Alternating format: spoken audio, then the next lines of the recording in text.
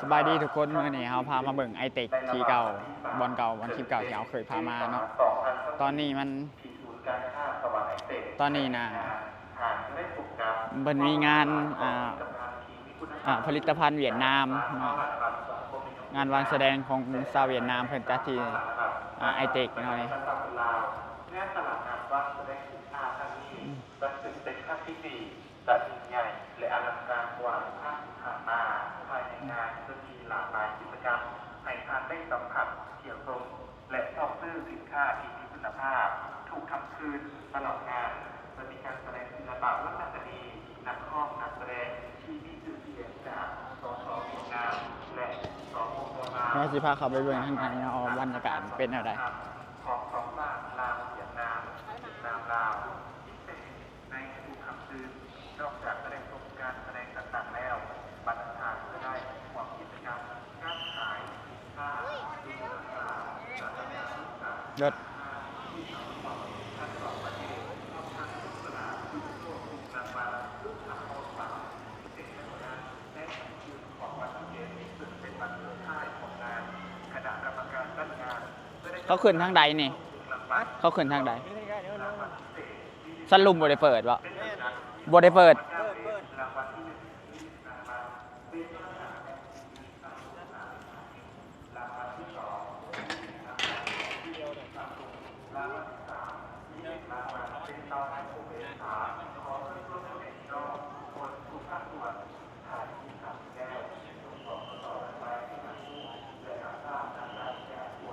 นี่นะ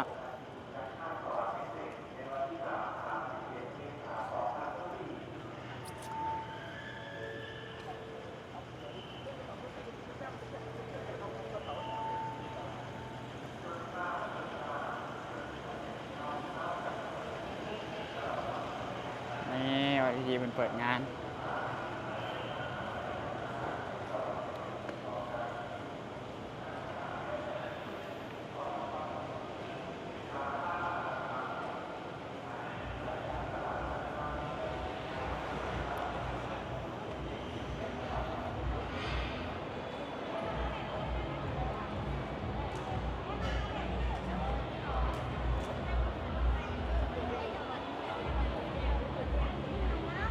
เวียดนาม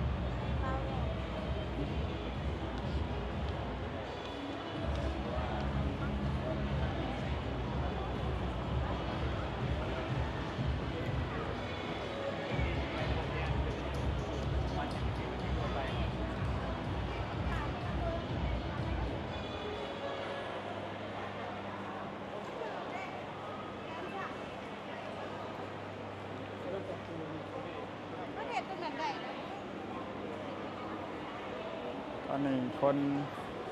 เปิดมือนี่เป็นมือทำอิฐเปิดมือนี่เป็นมือทำอิฐนะทุกคนเพราะคนยังรู้สึกว่าโบราณปานใดเพราะเป็นมือทำอิฐ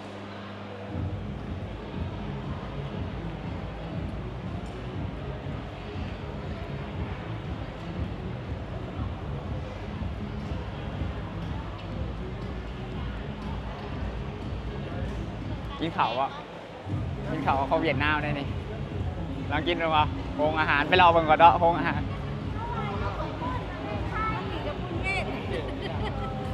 ก็กินแต่หนักคน นี่ เย ก็ อะ ลูกชายน่ะ แม่ อย่าเป็นบ่าวแล้ว อันนี้ลูกชายบอกเดียว เดียว จักปีแหละสี่ หาพี่ใต้ เป็นบ่าวแหละ บ่าวเป็นนางโมเมนเนาะ โอ้ยกินอีกกระเลื่อยแถวนี้อยู่ไล่จนเป็นอื่นอาจจะหาแน่ยุ่งกินเลยจะยุ่งนะ คือว่าเอาถามคนกินก่อนได้เลย กินอยู่ที่ตลาดแล้วแม่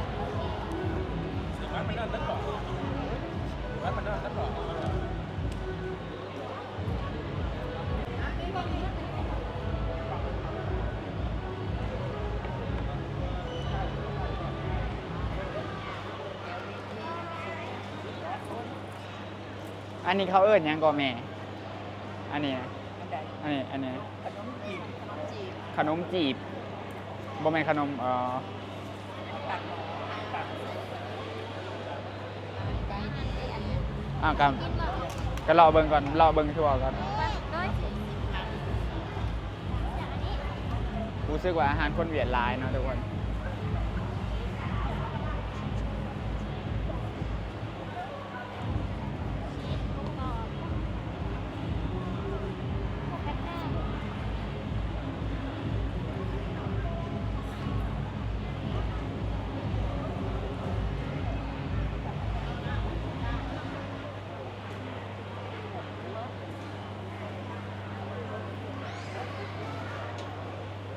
เมื่อนี้เพิ่นมีงาน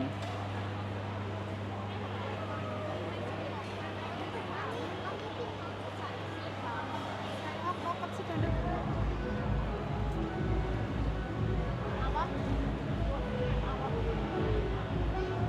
คนละไม้เด้อญาติก็ได้ใส่คนละถุงอ่ะเอานี่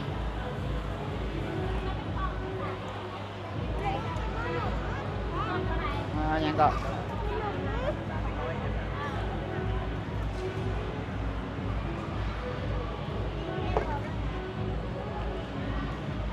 รสชาติมันต่างกันวะ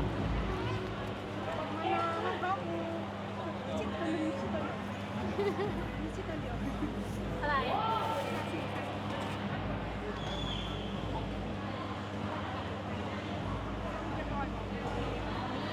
ไม่เซฟแล้วแบบนี้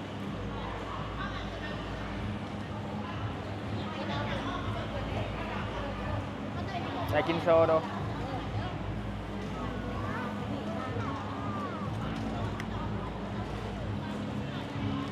กินโซดูเจ้านะกินโซดู เอ้าโอ้ยครับ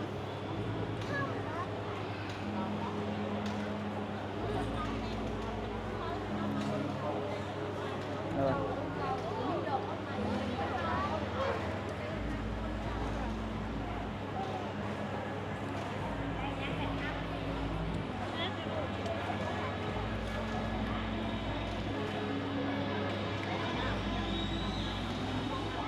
ก็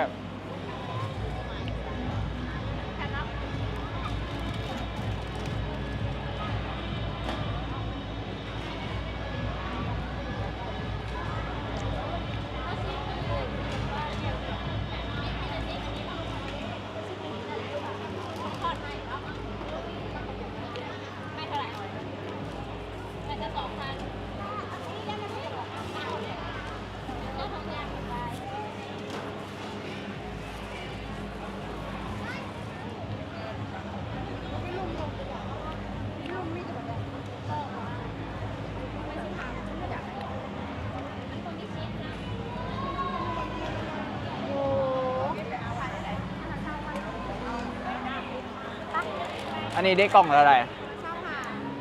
เอ้า ไปลอง ของเขาคือแพงกว่า อันนี้ชั้นสองอันนั้นไม่ละค่ะสี่ไม้ อันนี้4 ไม้อันนี้ได้2 ไม้24อันนี้หาได้4 ไม้ ไม่ละ12,000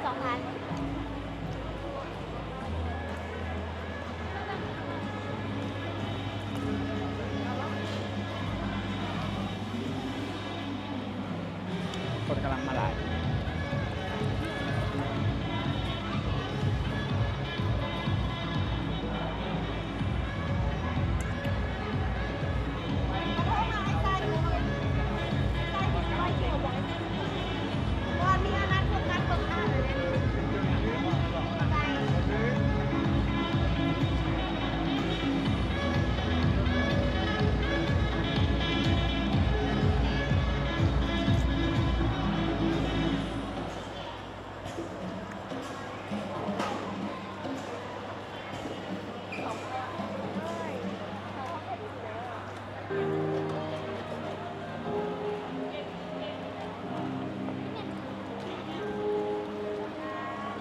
แหนมเนืองแหนมเนืองเลยนี่ แน่นเนื้อคือ เท่าใดเท่าใด สุกหนึ่งหาสิ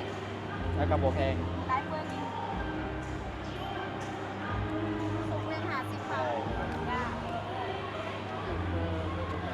กินข้าวเปียกแล้วก็ไม่เปียกอะไรวะโบเคยกิน อุ่นนะ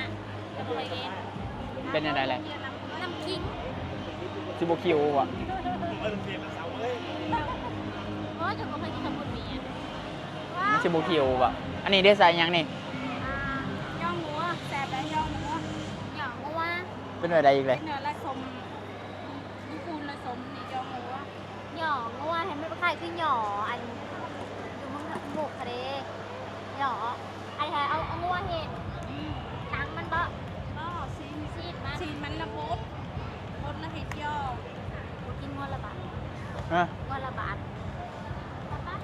มันไม่ถึง มาแต่เวียดนามผลวะนี่เอาคือว่าวเท้าคือว่าวลาวได้ จะอ ค ยู่ น ร้า มาน แล้วแล้วผมเริ่มมื้อละมามื้อละมา โอเค ลู โอก เค ค้าอยู่ไซมันเจ้า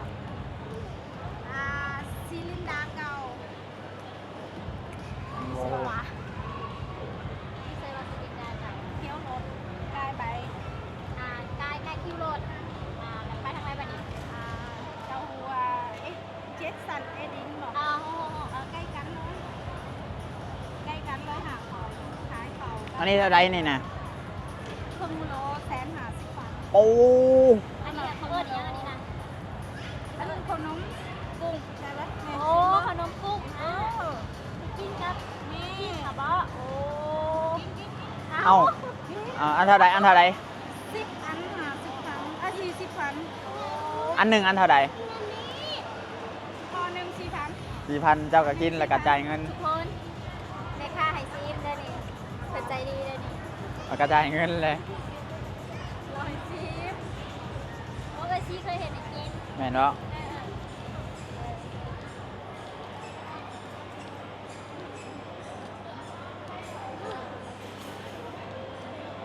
จ่ายเงิน ใช่ครับ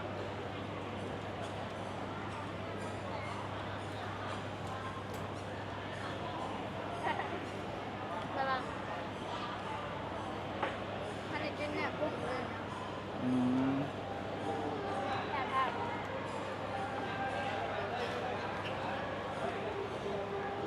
บอกว่าถ้าจ่ายเงินบอก จัดเลยเอาหนึ่ง เอาหนึ่งบ่ก็จะเป็น8,000เนาะไม่ค่าไม่ค่าไปเลย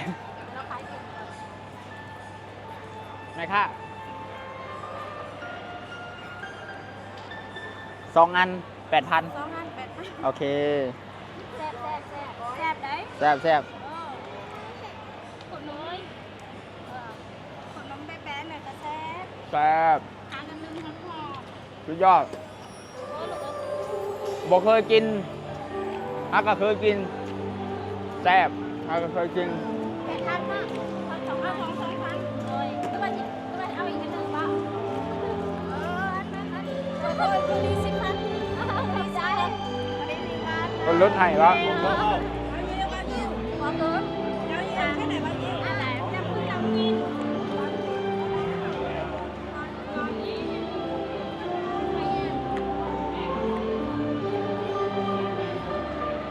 ลูกบอกกินบ่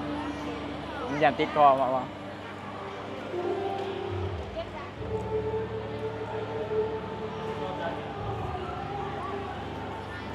อันนี้ยังไงนี่ ขอบคุณขอบคุณ เอาโต๊ะเขากินอยู่อยังซะเป็นแบบใดวะ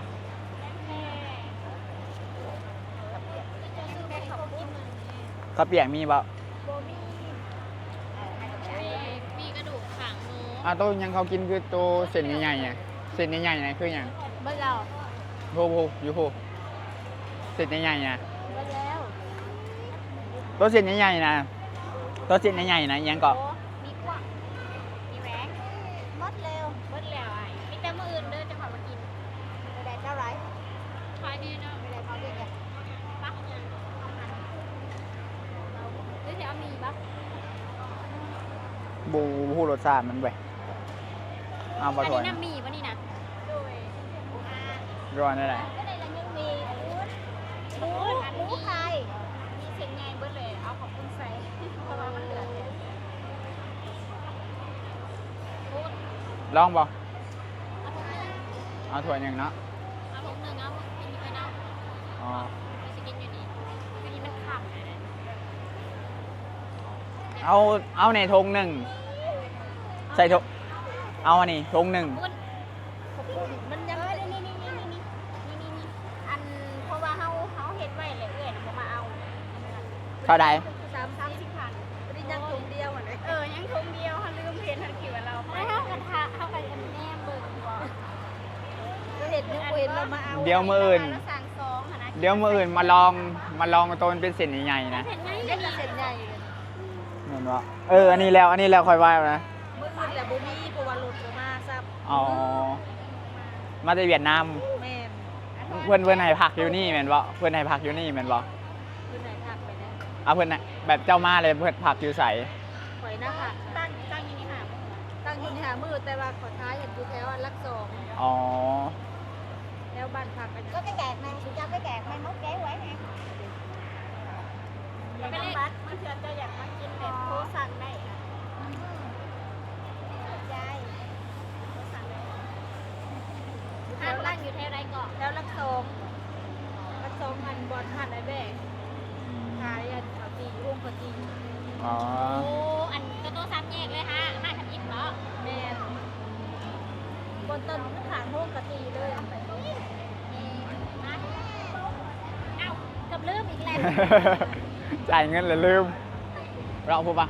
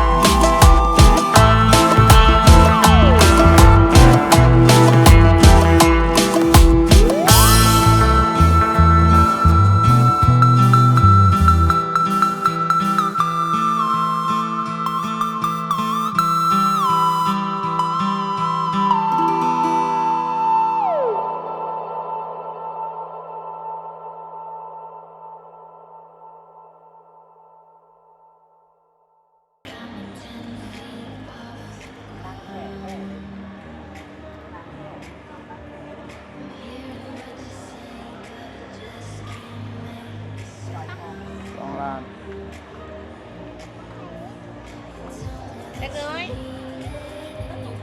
เว็บแบงค์5 ล้านนี่ เอามาดูเราสนใจเลย ก็2 ล้าน8ตอนนี้เนาะ มีตัวนี้5 ล้านนี่ มันจะรุ่นหรือเราจะเท่าไรบ้านเนี่ยวะ 8 ล้าน7แสนโปร แผ่นล่างอ่ะจับกับพี่บุญตาจะได้ แข แผ่ ก น ตัวใหญ่เนาะ แม่นนังแข 8 ล้านเน็ตแสนหักทำเบิดเด้ เบิร์ด แม่ง เบิดโควันต้นเขามาดิ เดี๋ยววันข้อกระเป๋ามาสายกระเป๋ามามีกระเป๋าใส่ หรือว่าใส่กระเป๋าแบบนี้วะ แบนเลยแบน แล้วก็ของแท้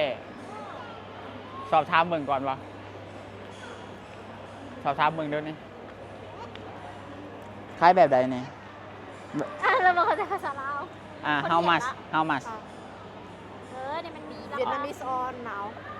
โอ้เจ็ดเซน no มา I'm Lao people I'm Lao people I'm Lao how long have you been in Lao เจ็ดเซนหา 6 แสน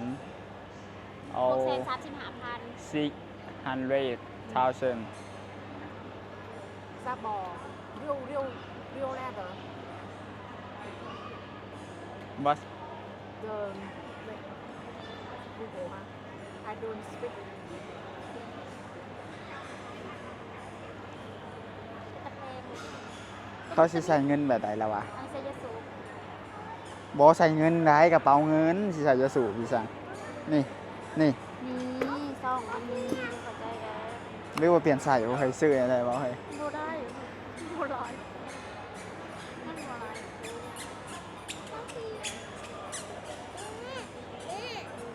โปรโมชั่น yeah can you speak English yes yes oh เป้าเฮียเป้าเฮียเป้าเฮีย ค่าโคเดที่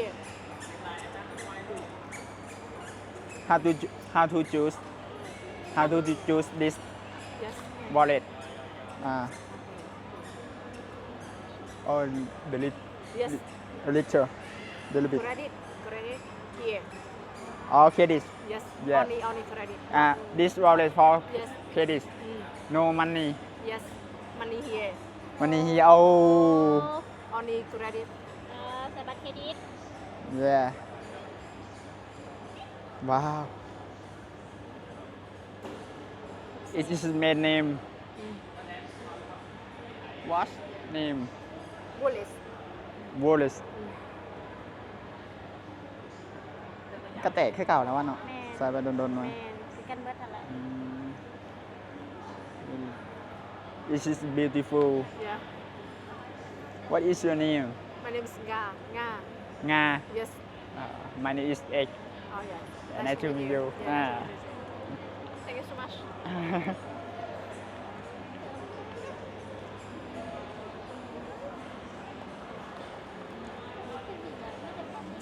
เอากังานเพิ่น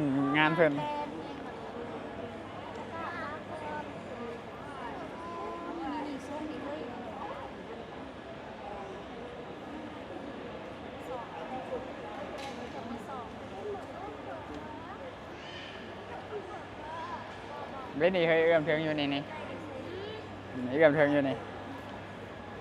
YouTube นะนี่เกิดไหม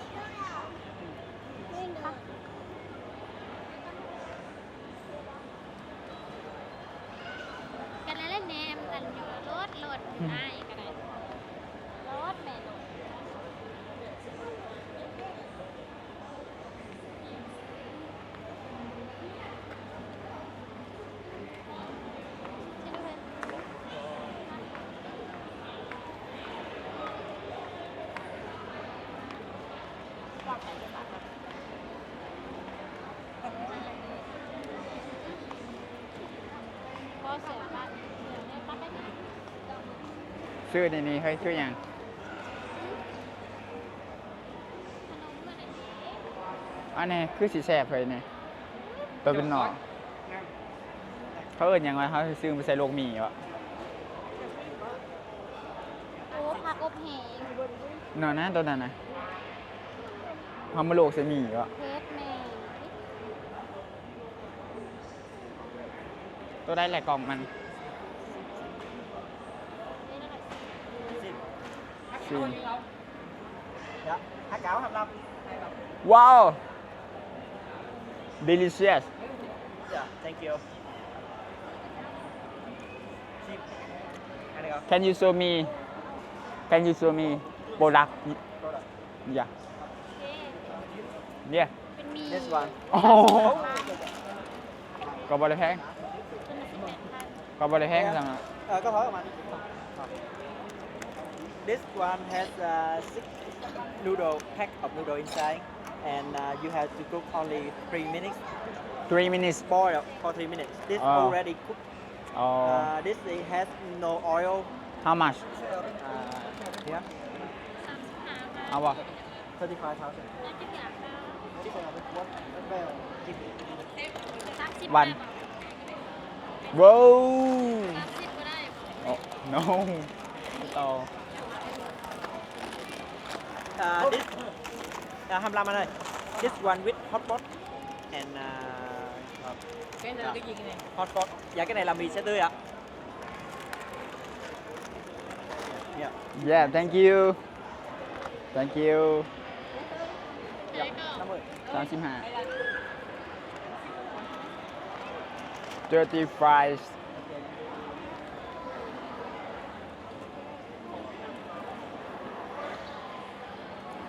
เอามันมาคุณเช็คไว้ แถมขาดกันดีเนาะครบสุดเลยเพิ่นแถมดีนี่เด้อผ่านไปได้อย่างมานี่ผ่านเพิ่นเด้อเพิ่นแถมดีเด้อ เลยบีให้ยังไงสมัยเลย thank you Bao nhiêu đó? Dạ, 20. sim Sim. yeah yeah sim แล้วก็ลงอะไร ว้าว มันเป็นแป้ง โต๊ะเท่าไหร่ Cái đó là để trưng bày nè. เนี่ย Dạ. ราคาเป็นแป้ง Bao nhiêu này bao nhiêu? No, no, no. no ราคาเป็นแป้งแล้วเขาไปเห็ดเป็นแบบนี้เอานะแบบแป้งทงแป้งเราสำเร็จเลย อันเดียวกันแป้งแต่ว่าต่างรูปซื่อ เขาไปเห็ดเป็นนั่น Hết chỉ cái đó để trưng bày thôi. Không ăn. อันนี้ผมเป็นจ้ำก้อนนี่บอกเอาละ Bánh ngọt อ๋อ กินให้มันอิ่มมันจะออก ๆว้าว ไม่ร้องหัวกินให้มันดีนะไม่ยัง เขาเห็ดบ่เป็นเนาะ this is for Thai this is for Thai Không. Yes. this is for sim for Thai for Thai Try. Yes, try. Please try. อ่าไป แซ่บได้แป้งแล้วอ๋อแม่ เอาก็เห็ดบวกกับ ลองเล่นซื้อหมอ ซื้อเดียวซื้อ อะไรยังก็ เอาคือสมมุติว่าเขาซื้อแป้งมันไปเฮ็ดขนมขกก็ได้เหรอวะ ได้ เออ เขาจะเห็ดใส่โต๊ะยังก็ได้ ให้ใส่ขนมขก แซ่บได้ เขาเห็ดแต่ในทีมของคุณทำบึงก็ได้ แม่ มันก็สไตล์เดียว ไอ้แป้งแซ่บได้แป้งผสมมาเลยเป็นหรออย่างเลยนี่เดี๋ยวน้อง แต่มันต้องพ่นน้ำตาลบอก บอก ไม่ได้ใส่น้ำลงไป ใส่หน้ากับนมเขาหมักให้มันคือเป็นนมจืดใส่ก็ได้ หรือหมักให้หวานกับน้ำขุ่นแล้วแต่ผมหมัก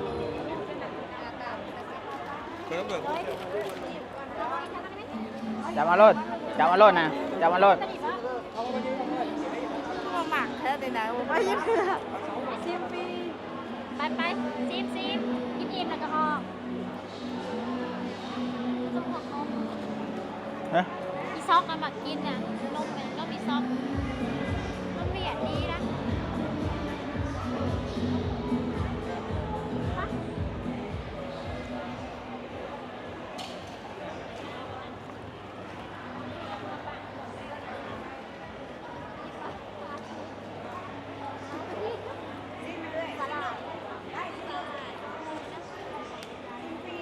เอา ตลาดพันหาแบบกินกับ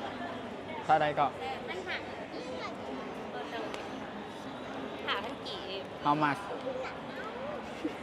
เอาพันกี่บ่ ก็อย่าไปยิงลูก จ่ายเงินเลย อันนี้ให้ลูกในลูกกระยาค่ะจะกินเนี่ยกินก่อน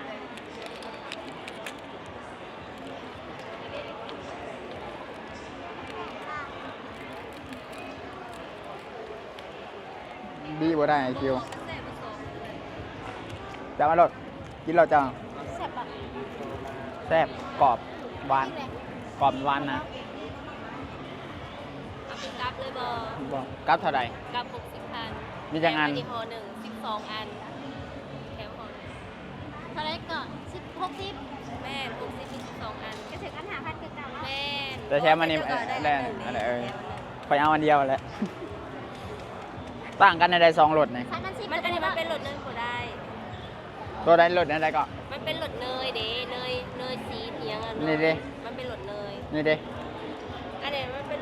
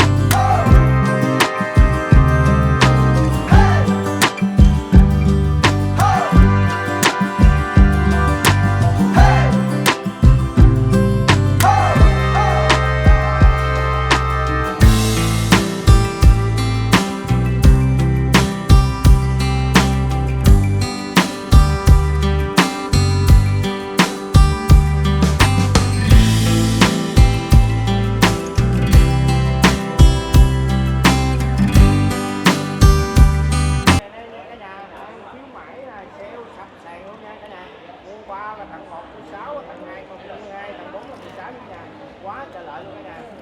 Bây giờ có 8 này Sơn cũng ซื้อซองแถมหนึ่ง gì hết, Sơn để không? Sơn phải luôn. Ủa, em mà chạy anh đâu mà.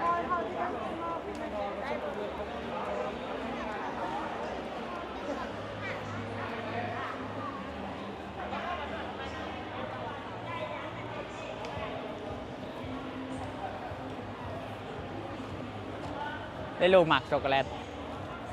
ไข่ขึ้นแล้วนะ น้องอียังมากินก่อน มาขายกัน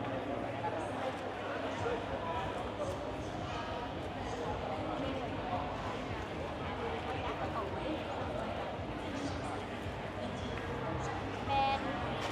ลังนกแบรนด์อะไรเด็ก คนเวียดนามบอก แม่เขา เฮ้ยเฮ้ยลองเบิ่งว่ากล่องหนึ่งตามราคาก่อน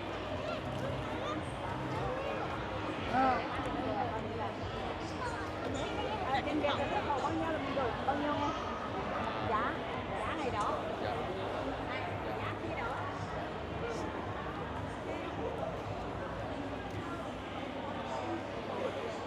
This one how much? Vậy? How much? Bao nhiêu tiền? No no this one 55,000 อยากลองบอก 5,000 one two three Truy là Chị nói đi. 101. Bà cũng 101 110 110 Yes 100,000 3 no no one 110 อันหนึ่ง55,000แต่ว่าอันนี้มันเกียนอันนี้ no no ถ้าว่าเป็นล่างเลย3เซนเช้า 110,000 Yes อ๋อ10 3 อัน 3 อัน 2 อันเลย55 is 3 3 100,000 3 One- 110,000 อ๋อ This is a good choice because each one Is is this brand name from Vietnam from Vietnam, a friend from Vietnam in Ho Chi Minh City. โต๊ะ มีน้ำตาล Because ต่ำ each one is 55,000 Vietnam dong. So if you buy three, it is maybe more economical. สองอันนะ55 3 อันนะคือ แถม10คือซองแถมหนึ่งเข้าใจ buy two free one. Yes, yes it is. Yes. What is your name? My name is English name or Vietnamese name. Lao names. Laos name. I still do not have the Laos name. I will think it later, maybe in tonight. Your English name Liam. Liam. Yes. My English name Quan X. What? X. X. X. X. Yeah. Yeah. Okay. X. X. X. Yeah. Yeah. เอาพอ That's cool. That's cool. บริหารแตก เอากินคือหักแตก โอ้ยล้างลง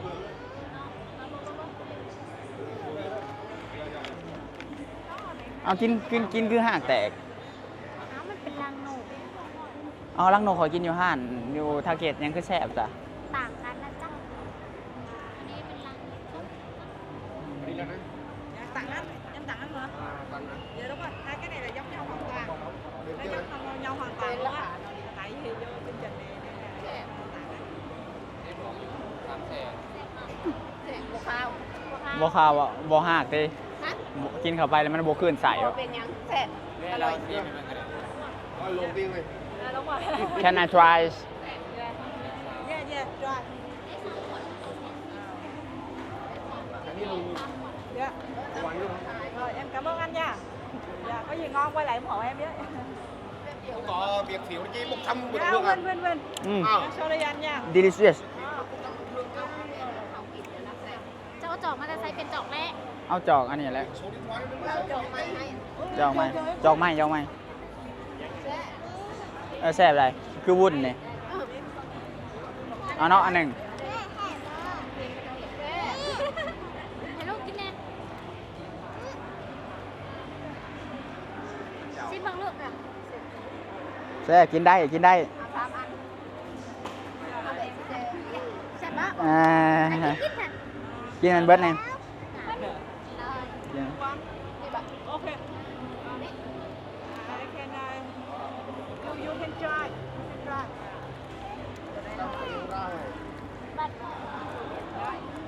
รสชาติก็มีได้ Lúc สา này ย đến đây này nè. ต่างกัน Có บ้าง ăn á. เมียนบริตุ้มเอากิน What is different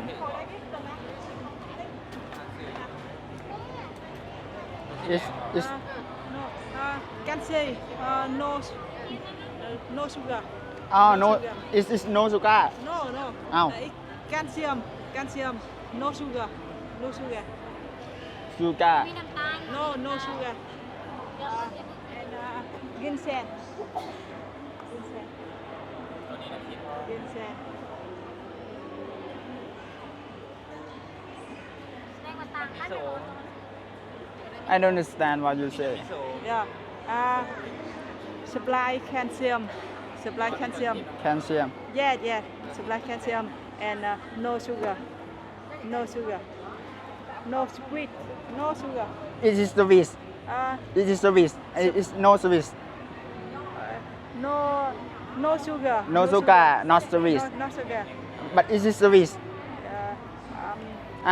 can I Have sugar. Yeah. yeah has sugar I understand you I can. You can try. yeah Yeah. เปล่า3อันนี้เท่าไหร่ 3อันนี่สมมุติ55,000ได้2อันบวกเข้ากันเป็นซื้อ2แถม1ได้3อันในแสน10ซื้อ2ได้แถม1 Some more này. it is sugar I try Ăn bậc nữa rồi. Tiếng Hãy anh vẽ ở đây. Anh viết ở đây trước nè. เอาอันนี้แหละ ต่างกันเลย ต่างอะไรเสียเลย จะซิมเมื่อก่อน มันมีโซมเขาอยากได้โซม อ๋อเดี๋ยวตอนจะลงซีจะลงเมื่อแบบใช่ไหมเงี้ยนะมีต้นที่มันมีโซมมีใส่ซีมเลย yeah ตัวนี้สิ ซิมเบอร์แมน ต้องมีโซม มันมีโสมได้ แม่จิ้มเบิ้ง โสม เป็นอะไรรสชาติเป็นอะไร มันบ่คักสำโตวนะโสม เอามาเข้าตัว เฮาบ่มักตัวโสมเฮาน่ะเฮาบ่มักตัวแม่น่ะมักตัวโสมบ่ แป๊บเดียวลงไปเด้อ แค่คือกันหางมันคิ้วโซม เฮาบ่มักโสม เขาจะบอก thank you thank you ย่า say thank you ขอบใจ เอานี่เนาะเอานี่ ซ้อมกันได้ป่ะ เสียโสมบ่เจ้า you buy one get one buy one ราคาต่างกัน get โอเค buy one get one this is 3 110,000 cái này bao cái này là you want 3 of this mua ba họ lo đúng không? ba lon này đúng không how much bao nhiêu 101 110,000 110,000 yeah I know yeah okay yeah, give me มันต้องมีโซมอยู่บ่ som this one okay no sugar this two okay understand me okay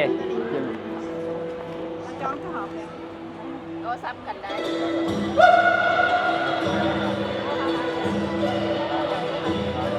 กินโสมกับไป do you want to I be like want this? Or- no sugar two and som and two and it's one I say but I mean you want this one in the box oh in the box yeah in the box okay give it gì đó là gì yeah ได้ไหมเนาะ เอาตัวtrong hộp á làทำเอาใส่กล่องหรือว่าใส่เอา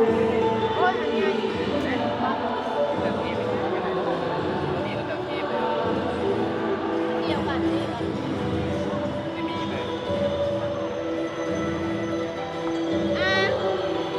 เท่าไรฮะตัวนี้เจ๊ฮะเจ๊ khối 10.000 Yến ơi khối 10.000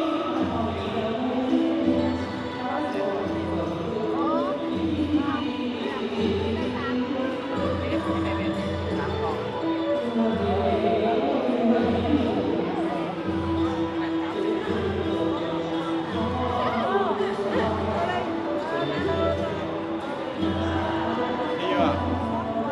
thank you Thank you, Max. nice to meet nice to meet you Nice to meet you.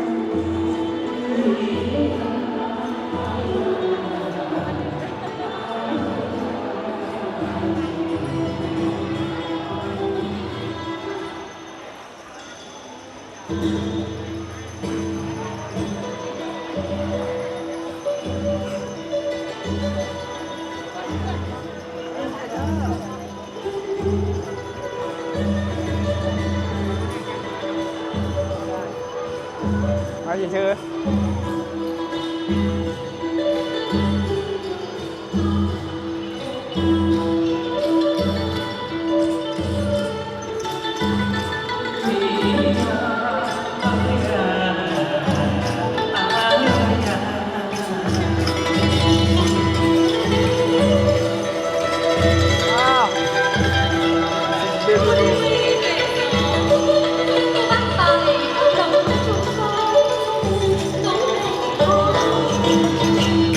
Ôi trời bốn mùa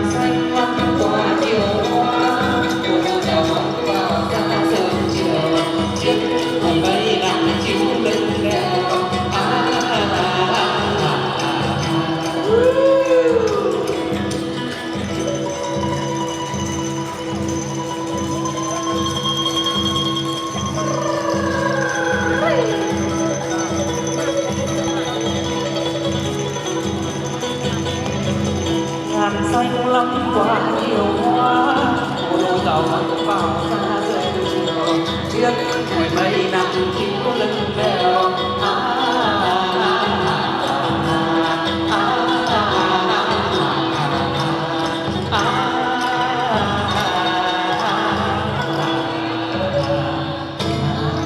Clap your hand, clap your hand. Woo! It's beautiful. Yeah, wonderful.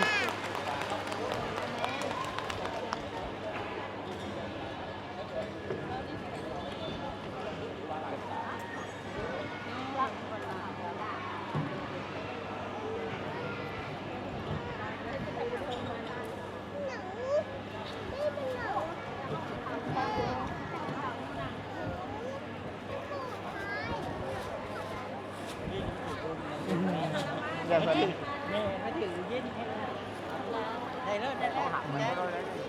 ขอบใจขอบใจพวกนี้เป็นหนาว โอ้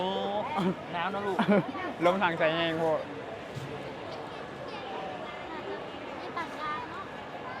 นั่งก็ไปนั่งและตามทางนะยืนแล้วมันจะได้ยืน ขอขอบใจนักแสดงที่ศิลปินโอตูแองเติลและคณะกับบทเพลงโกเดินเชิงงาน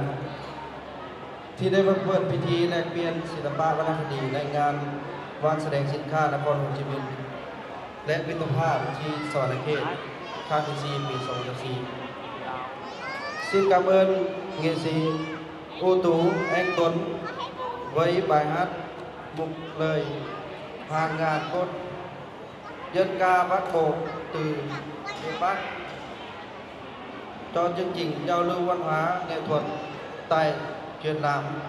thành phố Hồ Chí Minh và các tỉnh hữu nghị lần thứ tư tại tỉnh Sa Văn Na Khệt năm 2024.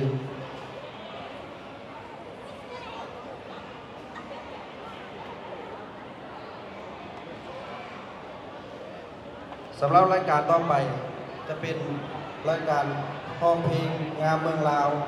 นักห้องดาวน้อยทินสวรรค์และไนท์เอลดีรายการที่2จะเป็นบทเพลงสวรรค์แดนพัดห้องโดยดาวน้อยทินสวรรค์รายการที่3จะเป็นบทพรเที่ยวสวรรค์เดินบ้านเฮาห้องโดยอาจารย์แต่งโดยอาจารย์ดอกเพชรแดนจำพรดนตรีอาจารย์ตุ้ยอินทวงศาห้องโดยดาวน้อยเป็นสวรรค์แสดงโดยคณะวัฒนธรรมเผ่าแขวงสวรรณเขตของไทย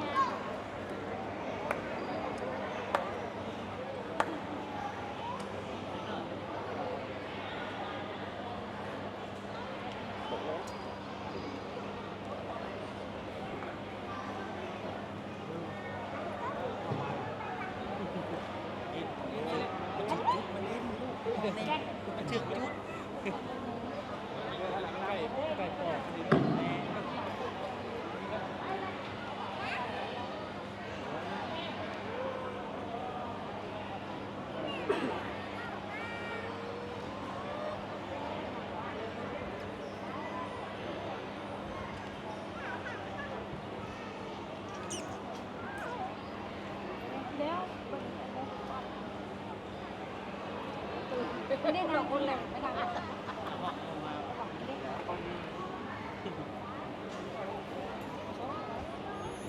่งแล้วสั่งว่า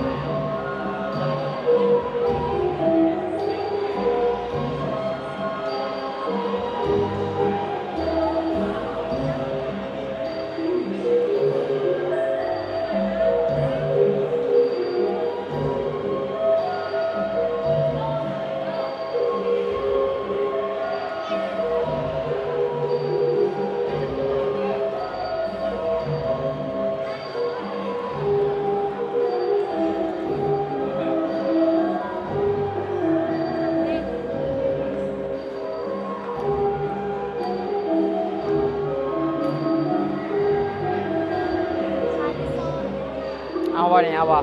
เอาบ่เอาบ่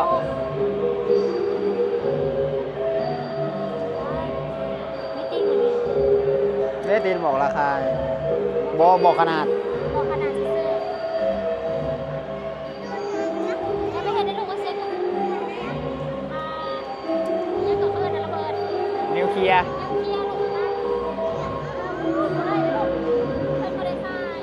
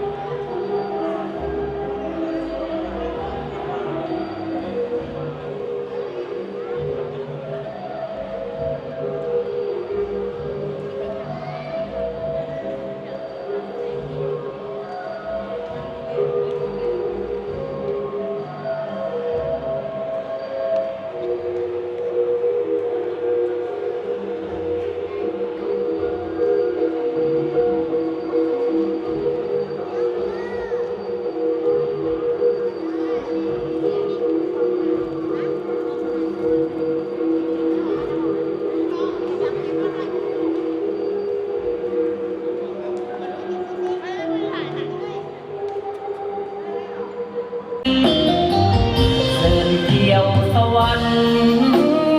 บ้านเฮาเด้อยินดีต้อนรับเสมอนมัสการอาจารย์กราบพระธาตุพนคารวะหอไทยมนต์ธรรมซอยสื่นสวนฟังเสียงขับลำทำสีทำนองกินข้าวปลาอาหารคำทองบ้านเกิดของวิลาบุรุษศาสตร์ลาว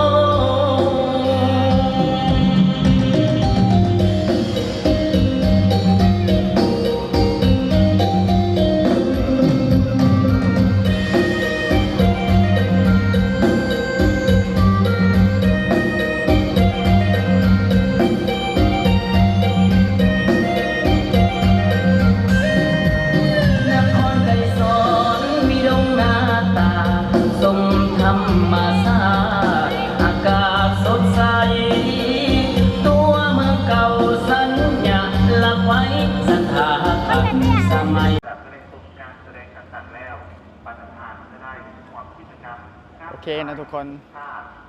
ตอนนี้เขาพาเบิ่งงานแล้วครบสุดไปแล้วเนาะทุกคนโอเคตอนนี้เขาก็จะได้ตอนนี้เขาก็จะได้ปิดคลิปไปเพียงเท่านี้นะทุกคนเนาะตอนนี้เขาพาไปเบิ่งไปแล้วนี่อยู่นี่เขาพาไปเบิ่งไปแล้วโอเคเขาจะได้จบคลิปไปเพียงเท่านี้ใครเข้ามาอย่าลืมฝากกดไลค์กด Subscribe เขาเดี๋ยวเจอกันทีมหน้าทุกคนบายบาย